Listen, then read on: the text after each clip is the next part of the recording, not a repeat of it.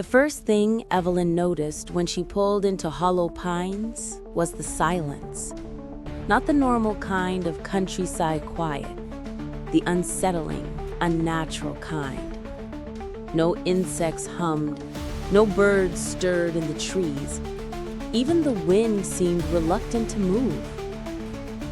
The old house waited at the end of the lane, slouched beneath a sky of bruised clouds. The realtor had called it a fixer-upper with character. Evelyn called it her last chance. She needed the house, or rather, she needed what came with it. A new beginning, far away from the city, the debts, and the noise in her head that never let her sleep. The papers were signed. The key was heavy and cold in her pocket. When she opened the front door, dust breathed out like the exhale of something that had been holding its breath for too long. Inside, the house smelled of damp wood and something faintly metallic like rust or old blood. The walls leaned closer together the farther she walked, as though the place was shrinking. Yet her phone's clock kept skipping ahead. 4:15 became 4:27 in the blink of an eye. By the time she reached the kitchen, it was 5:02. Her stomach dropped. She checked her watch. Dead. She checked a wall clock. Its hands spun wildly, then stopped on 12. That was when she heard the sound. Tap. From upstairs. A single step, deliberate and heavy. She froze. The house was supposed to be empty. She whispered, "Hello?" The silence thickened, swallowing her voice.